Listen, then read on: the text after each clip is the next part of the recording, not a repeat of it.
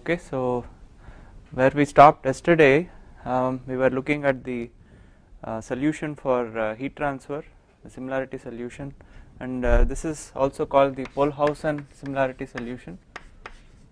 Okay, named after Polhausen, who continued the velocity boundary layer similarity solution of Blasius, and he extended that to thermal boundary layers, and we saw the derivation of this particular expression subject to these boundary conditions. And of course, you know, from the intuition that for Prandtl number equal to 1, if you replace the temperature variable, non-dimensional temperature theta, with the non-dimensional velocity, the momentum and the temperature equations are identical exactly.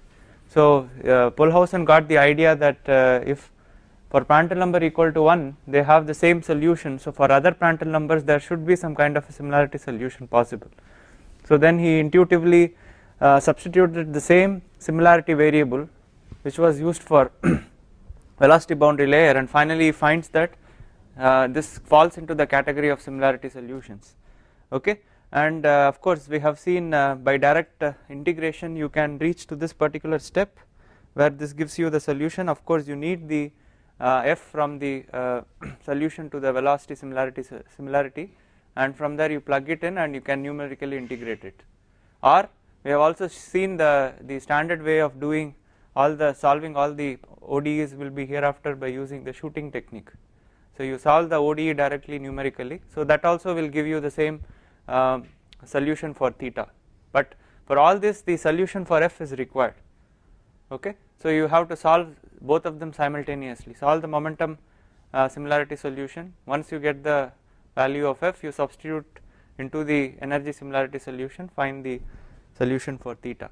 So all this also depends upon the Prandtl number, therefore your theta is a function of your location as well as your Prandtl number.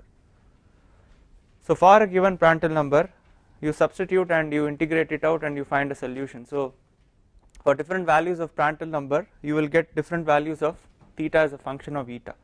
So therefore if you plot the similarity solution coming out of this, if I plot 1 minus theta, that is I just convert it as t minus t infinity by t wall minus t infinity as a function of eta, you see for each Prandtl number the slope of the curve changes. Higher the Prandtl number, greater is the slope.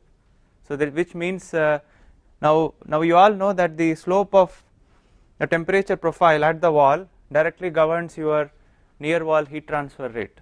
Okay, so we are now going to calculate the heat flux which is carried away from the wall, and we all know that the heat flux is directly related to the slope of the temperature profile at the wall.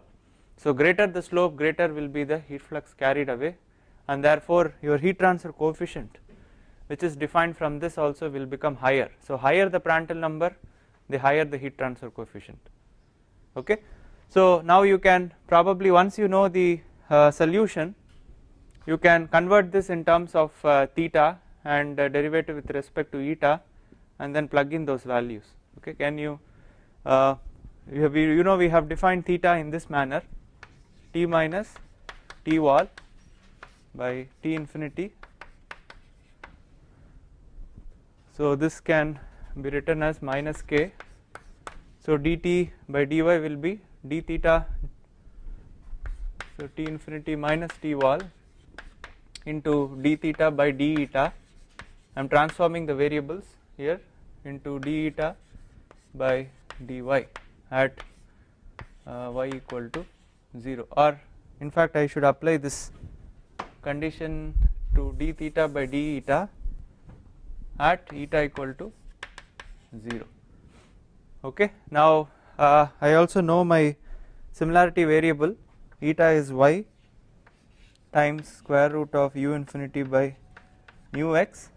Okay, so I can just substitute, this should give minus k t infinity minus t wall into what is d eta by dy,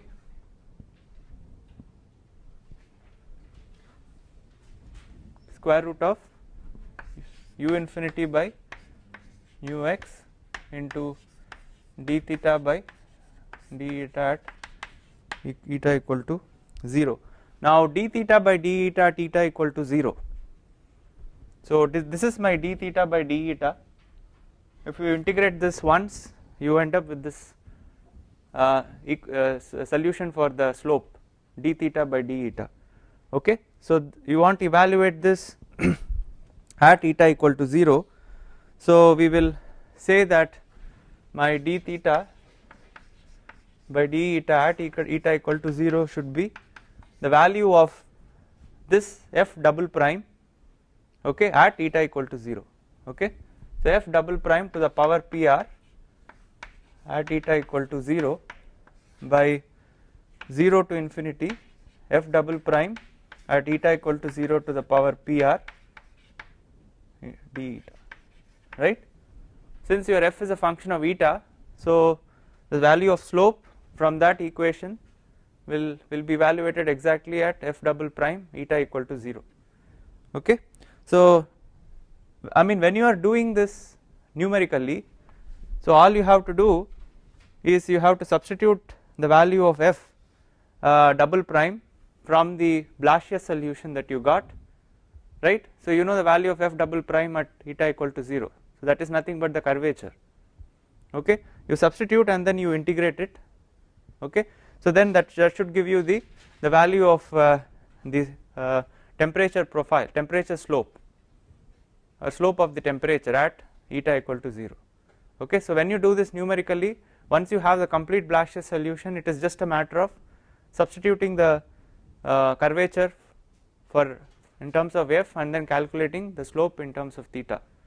Okay, so once you do this, you will find out, in fact this was done numerically by Polhausen, and he has actually fitted a nice curve. So he gets different sets of values of d theta by d eta for different values of Prandtl number. So depending on the Prandtl number you get different values of this.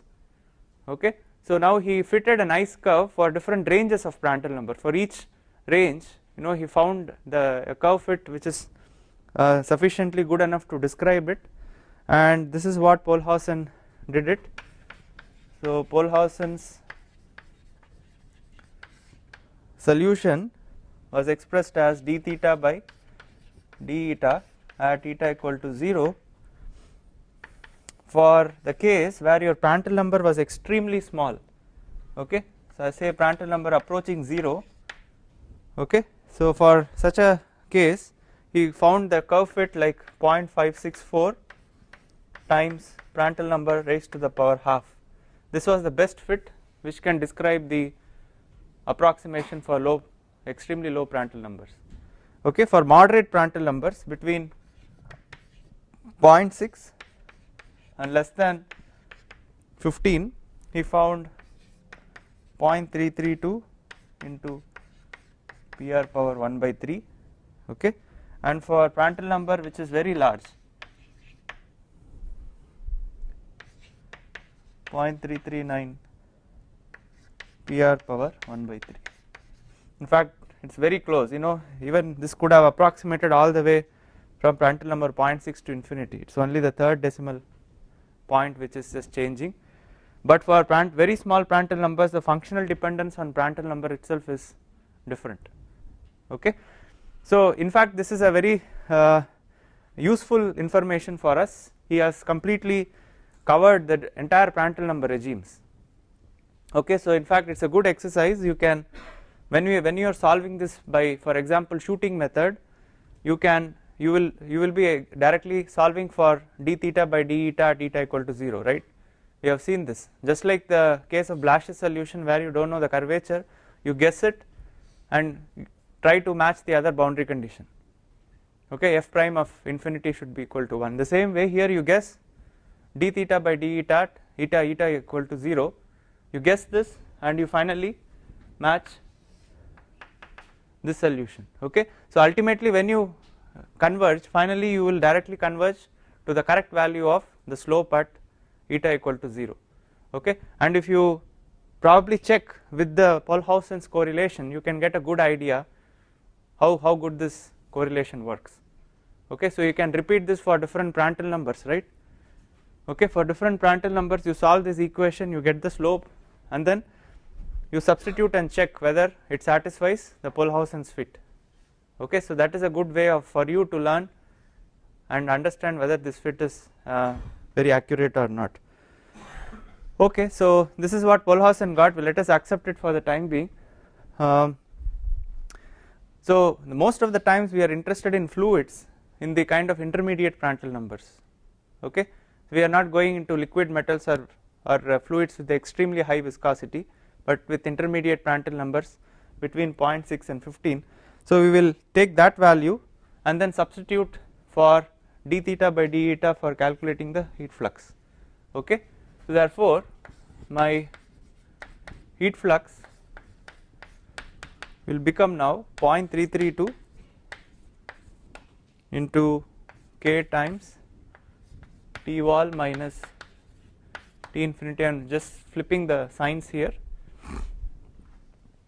into Prandtl number power 1/3 square root of u infinity by nu x. So this is the equation for the wall flux. I want to now go one step forward and calculate what is the heat transfer coefficient. Okay, so my heat transfer coefficient as a function of x will be your wall flux divided by, how do I define it, wall temperature minus reference temperature is my free stream temperature. Okay, so this will be 0.332 K Cr power half square root of u infinity. Now I will non-dimensionalize the heat transfer coefficient in terms of Nusselt number, local Nusselt number, which is defined this way. Okay, so this will be 0.332 Pr power 1/3. So I multiply by x here, so I will be getting square root of u infinity x by nu, right? So which is nothing but the Reynolds number. Okay,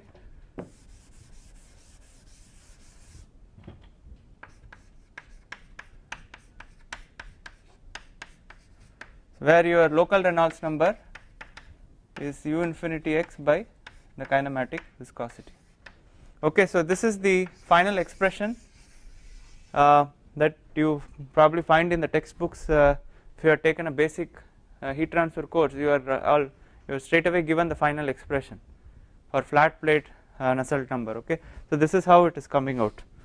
So this is a very straightforward correlation, and probably most of you know by heart, and this is valid for the intermediate Prandtl number range that we are talking about, that is Prandtl number greater than 0.6 and less than 15.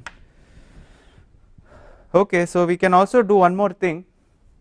Rather than being interested in the local variation of heat transfer coefficient and Nusselt number, we can kind of calculate an average value of h for the entire plate.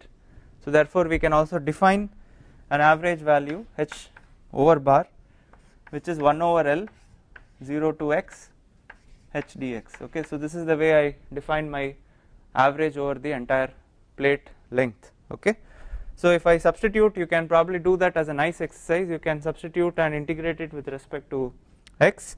You will find that the resulting expression will be 0.664 into K Pr power 1/3 square root of u infinity by nu L. Okay, which is exactly twice of h of x, but here x will be equal to L. Okay, so this is exactly twice of the heat transfer coefficient corresponding to x is equal to L. Okay, now same way, if you define an average Nusselt number for the entire plate, okay, depending on the average heat transfer coefficient and based on the length instead of the local coordinate, so you will be getting 0.664 into Re based on the length and Prandtl number 1/3. Okay, so this is exactly twice that of Nu at x is equal to L. All right. Okay, so these are some, I think, correlations which are familiar to you, so I am not going to spend too much of time. And so in all these cases you know that the Prandtl number is a very important parameter, which is the ratio of nu by alpha, so which gives you the ratio of momentum diffusivity by thermal diffusivity.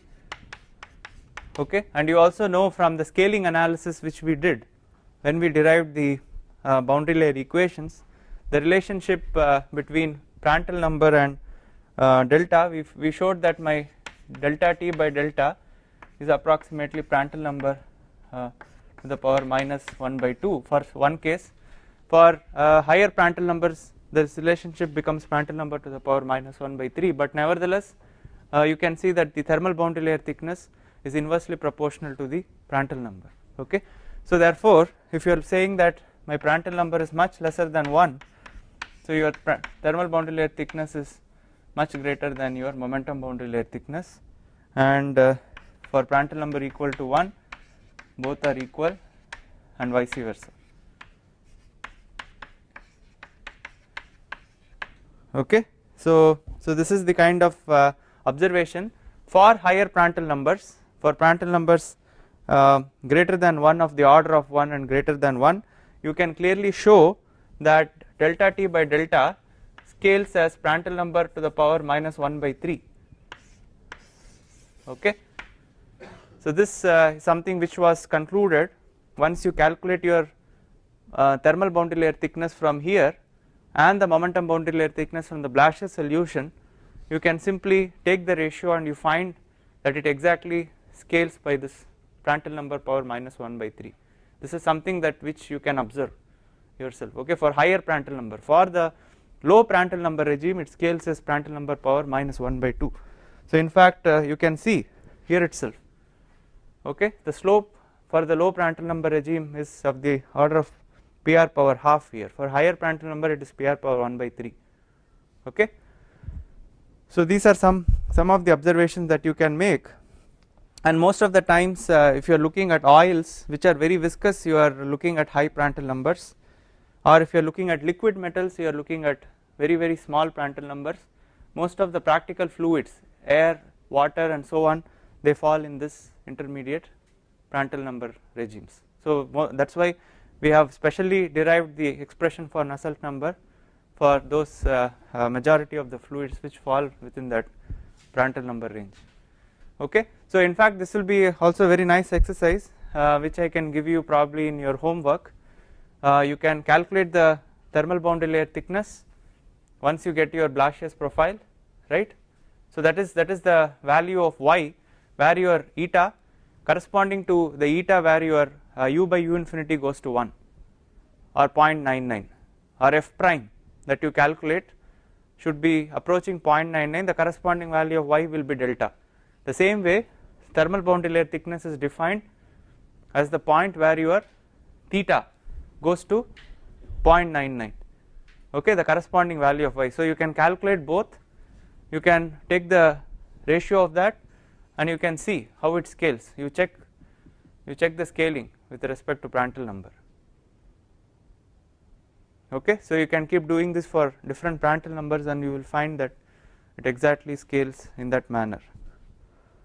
Alright, so with this we will move on to the next topic, but actually what could have been done, I could have actually started off from the next topic that I am going to talk about now, rather than doing the flat plate solution, because the flat plate solution is a special case of that particular type of flows. Okay, so these type of flows are called as Falkner scan flows. Okay, so let me just give you an introduction to the Falkner scan type of flows before we go into the similarity solution. So any questions so far on the flat plate? Flat plate is a very basic case, that is why I had to start, so that you can understand how the similarity solution is obtained, how we can solve the ordinary differential equations and so on. The other cases are little bit more not that difficult, but it is just one order of approximation higher, and the flat plate case is going to be a special case of those kind of flows. I did not want to directly start off from there and show you the flat plate. I could have done that to save the time, but nevertheless it would have not been a very good learning experience for you. Okay. Okay. One more thing which I probably will just mention casually before signing off from this. I think all of you have heard about Reynolds analogy. Okay. I think Reynolds analogy is something which is taught in any heat transfer course. So you can also show, I mean, for the case of Prandtl number equal to 1, okay, there is a very good relationship between the Nusselt number and the skin friction coefficient. Okay. So it is expressed in terms of Stanton number is equal to exactly Cf by 2. Okay. So this was called the Reynolds analogy because it was discovered by Osborne Reynolds, and this relationship is very useful because once you know the skin friction coefficient, you can directly calculate the corresponding Nusselt number also. Okay, your Stanton number is another non-dimensional number which is a non-dimensional group which is defined based on your Nusselt number, Reynolds number and Prandtl number. So all these are grouped and just another name is given to that. Now for Prandtl number not equal to 1, people have found that still you can use an analogy. Now that is called as the Reynolds-Colburn analogy because it is an extension of the Reynolds analogy for Prandtl number 1. According to that, your Stanton number into PR power 2 by 3 is exactly equal to Cf by 2. So wherever your Prandtl number is not equal to 1, you can still use the Reynolds-Colburn analogy to calculate the Nusselt number from the skin friction coefficient. So in any way, I mean, already when Polhausen did it, he understood the relationship between the Nusselt number and skin friction directly for Prandtl number 1. Okay, for the other Prandtl numbers it was extended based on the Reynolds-Colburn analogy, and therefore these are very useful expressions for flat plate is concerned. You don't have to really be bothered about the heat transfer solution. Once you get the fluid flow solution, you can apply the analogy and calculate the heat transfer solution, especially if we are interested in the heat transfer rate at the wall. Okay, so therefore we are more interested in the Nusselt number and things like that. Okay, so with that I think you can show and derive this yourself. It's not that difficult. I think you can do it. I am not going to spend time, and therefore with this we will move on to the Falkner scan type of flows. Okay, so these are flows with pressure gradient.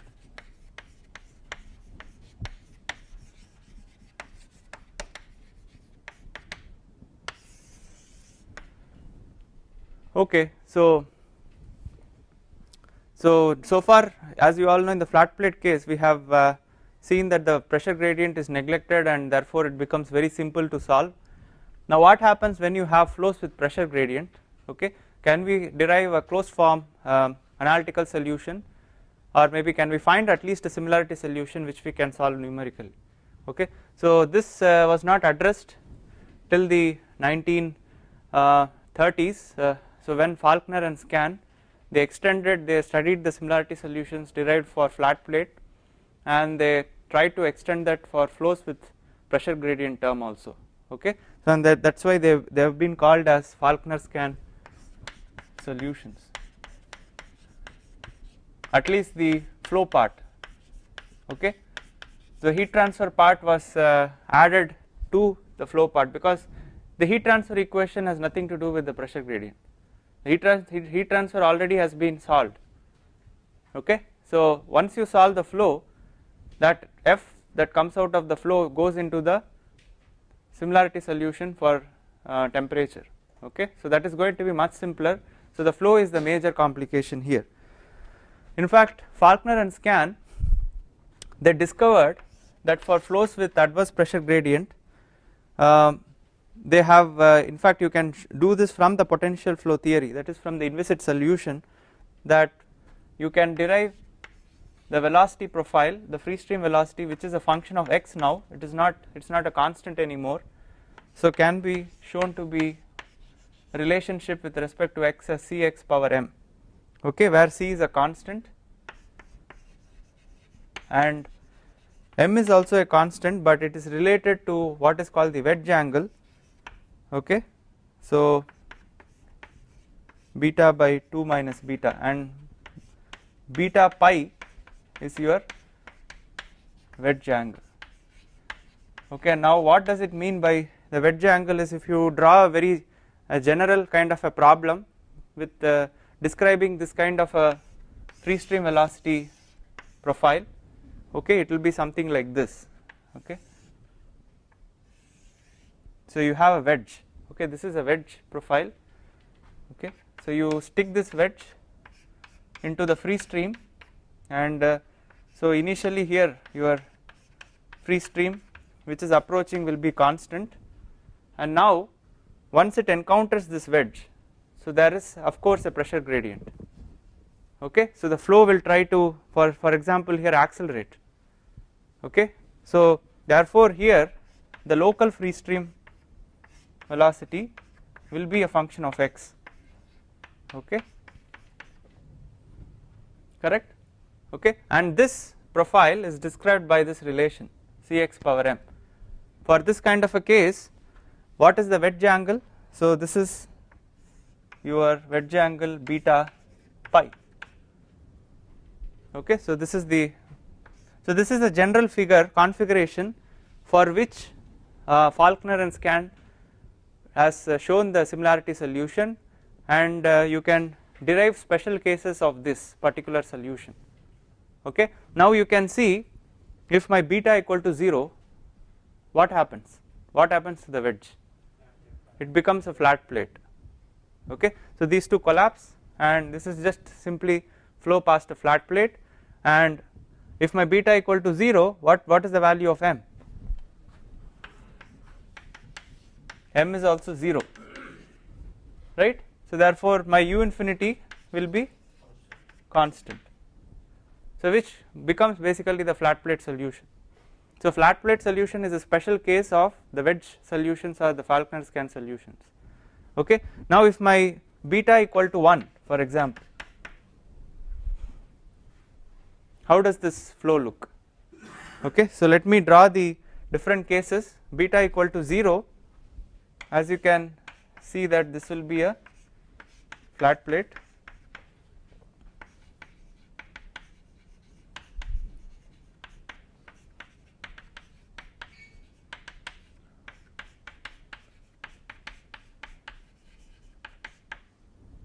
okay. Now if my beta equal to 1, what will happen to m?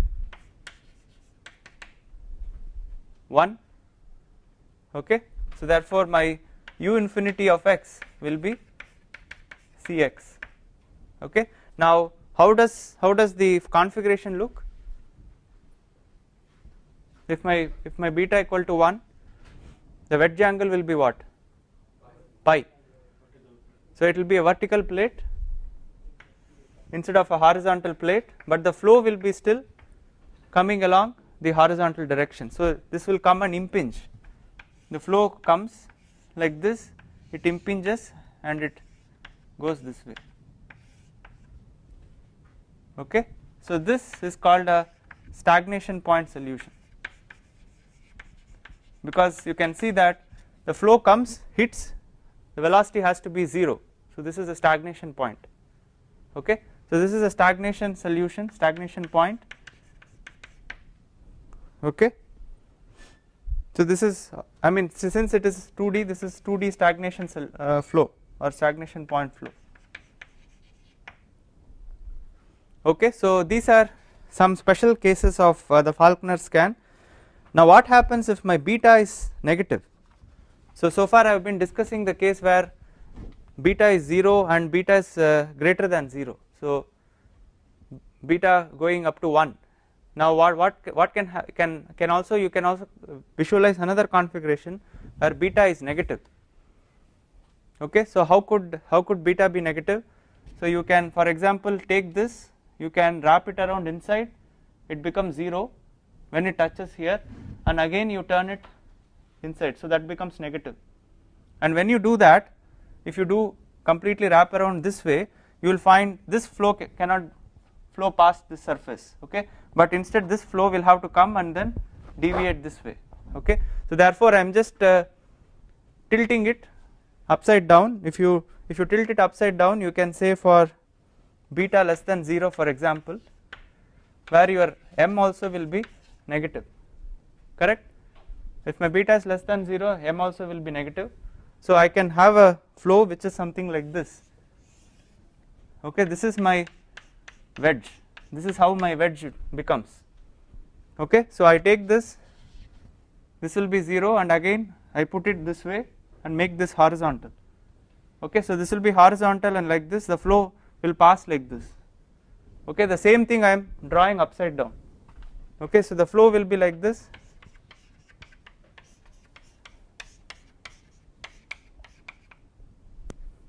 so what kind of a pressure gradient here it is? Is it favorable pressure gradient or adverse pressure gradient? This is an adverse pressure gradient, okay, because why? Your m is less than 0, so your velocity has to decelerate, correct. So this is an adverse pressure gradient flow.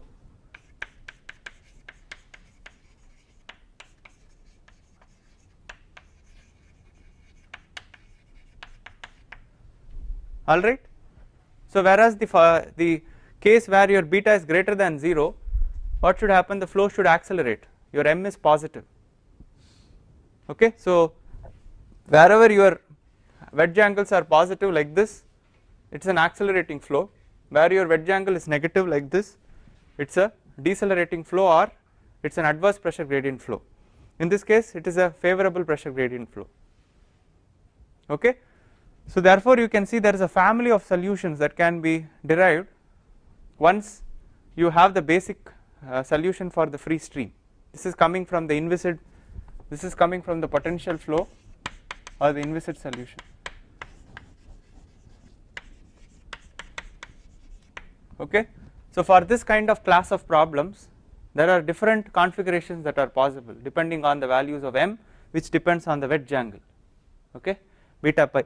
And the limiting cases, some of the limiting cases that we can have a look at is the case of beta equal to 0, which gives you the flat plate solution, beta equal to 1 which gives the stagnation point solution, and negative values of beta which is an adverse pressure gradient solution. Now if I reduce the value of beta so small, in fact if I make it too negative, what will happen is beyond a certain point the flow will separate, the adverse pressure gradient will be so strong that flow separation will take place. And once the flow separation takes place, the boundary layer theory is not valid anymore, okay. The boundary layer theory is valid only within the boundary layer. Once the flow separates, there is no boundary layer there, okay. Therefore you have to be cautious. There is the there is a lower limit for beta till which you can find solutions, okay. Below that flow separation takes place and you cannot find a similarity solution to those problems, okay.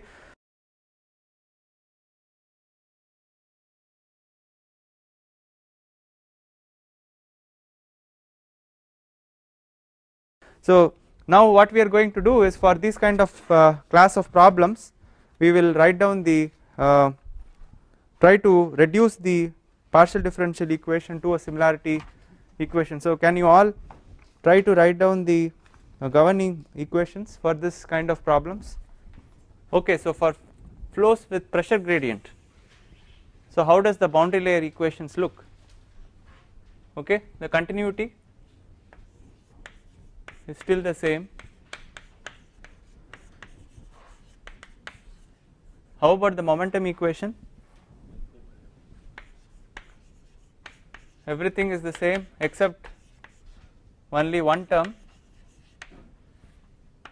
which is the pressure gradient term.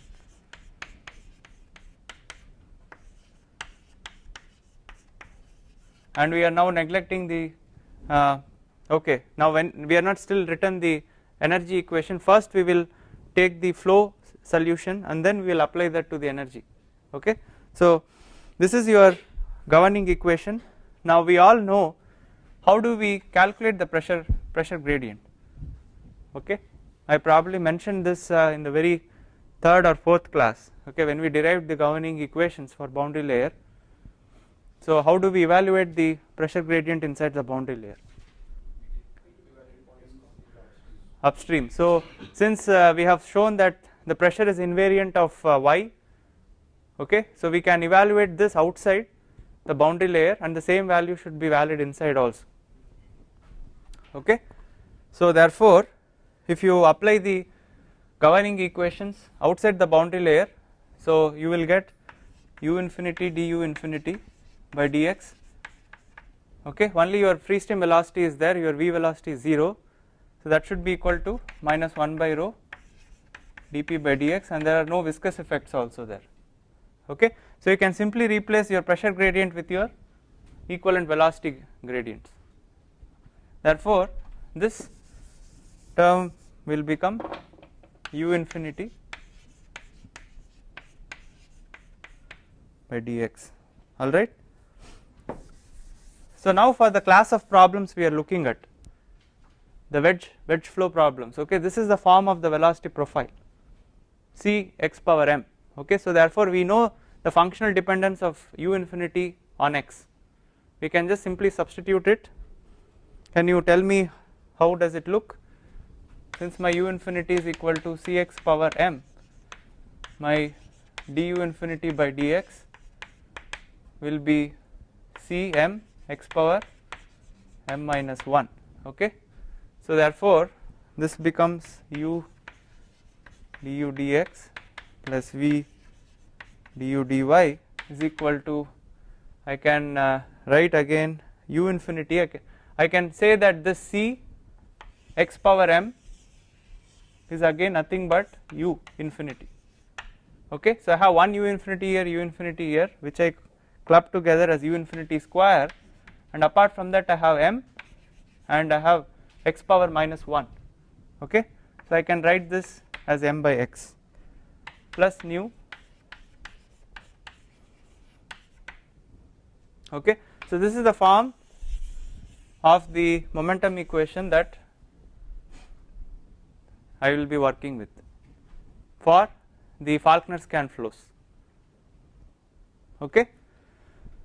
Now what are the boundary conditions? At y equal to 0,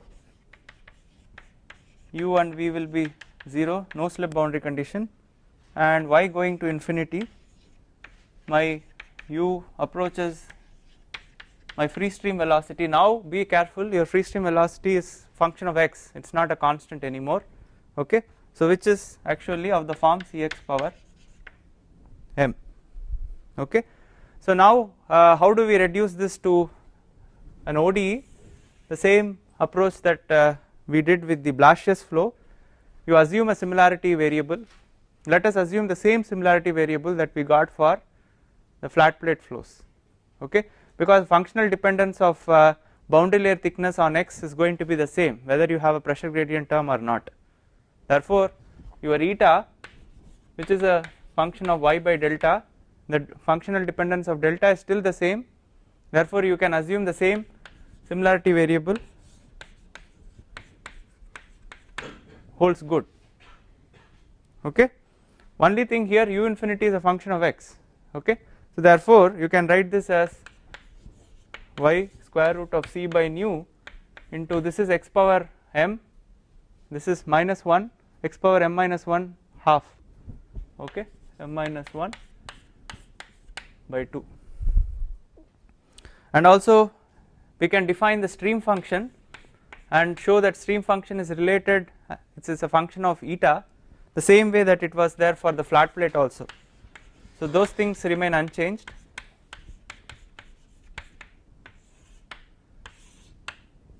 Where your stream function is defined such that u is equal to d psi by dy, v is equal to minus, okay. So till now this is nothing new, okay, this is the same thing we did for the Blasius solution. So all you need to do is substitute for the derivatives now, okay, in terms of the stream function. Now stream function is a function of f, so therefore you can calculate u, v, and you can substitute all of them here.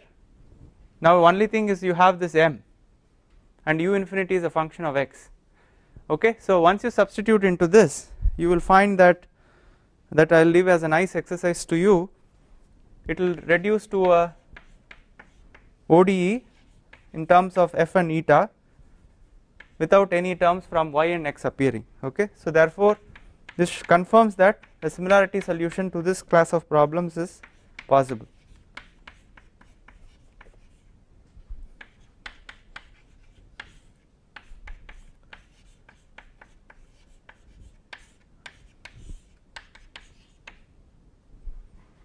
Okay, it is not too difficult to show once you plug in all the velocity gradients and your velocities into this expression. Let me call this as number 2. Your stream function already satisfies the continuity. Okay, so you have to just plug it in here, and substituting into 2 you get your final ODE, which is free of x and y terms. It is only function of f and eta. Okay, so therefore this shows that for this kind of flows similarity solution is perfectly possible. Okay, and this is the Falkner-Scan similarity solution. So now you can see, now here it is also a function of m. Okay, now if you put m equal to 0, okay, what happens? This term completely vanishes. You have 1 by 2 f d square f by d eta square equal to 0. So this is nothing but the Blasch's solution. Okay, so in fact without even touching the Blasch's solution we can straight away we could have started from Falkner-Scan and showed Blasch's solution as a limiting case. Okay, so all kinds of problems can be approached in this manner. You can put any value of m that you are interested in for that particular configuration and get the similarity profiles for that particular configuration. So this is a function of m right here. So what are the boundary conditions? The same boundary conditions that we have used for Blasch's solution apply here. Eta equal to 0, your f equal to 0. Why your f equal to 0? Which boundary condition does it satisfy?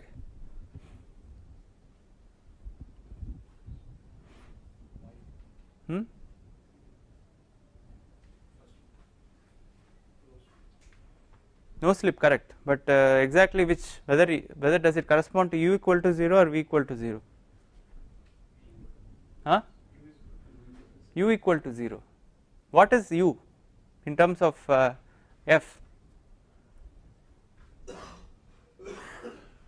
What is the relation between u and f?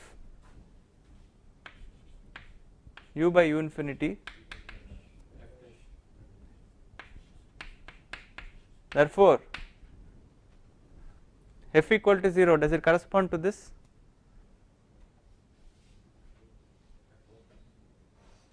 So then u equal to 0 should be what?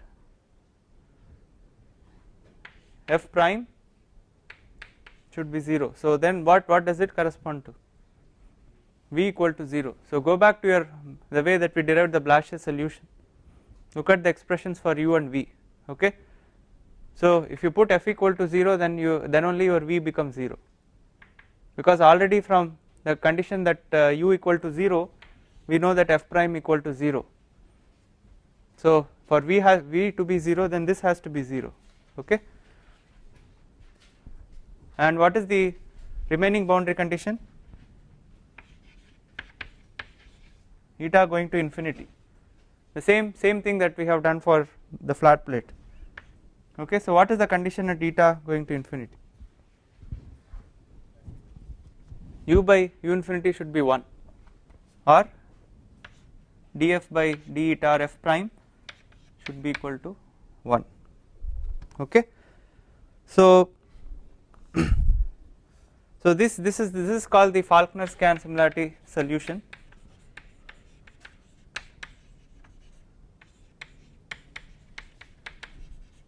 So now how do we solve it? Shooting method. Okay, exactly the same technique that you did for Blasch's solution. Okay, you have a boundary condition for f, you have a boundary condition for f prime, but you don't have a boundary condition for f double prime at eta equal to 0. So you have to guess something and finally match this, satisfy this condition. okay. You do not worry about, because even if you have this equation, I will just write down, if you apply the shooting method, it will simply reduce to 3 ODEs, which I will just write and stop there, or maybe I can write it here.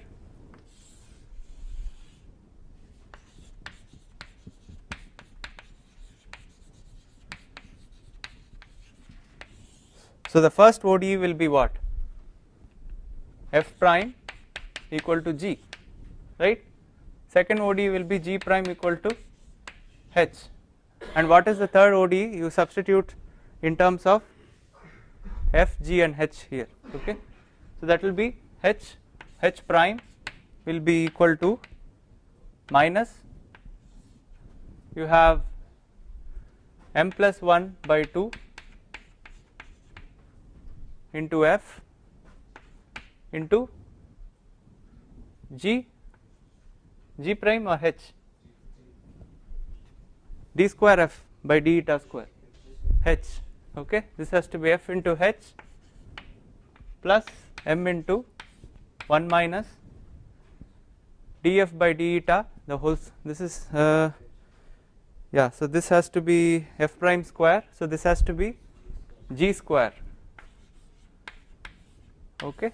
So this is my third ODE. So these are the 3 first order ODEs, okay. All I have to do is march from eta equal to 0 till eta some value of 8 or 10, okay, and the same set of boundary conditions, you guess by Newton's method, successively you reach to the better guess, and then check the condition that at eta equal to large value, some eta equal to 8 or 10, your F prime, which is nothing but your G, should be equal to 1, okay.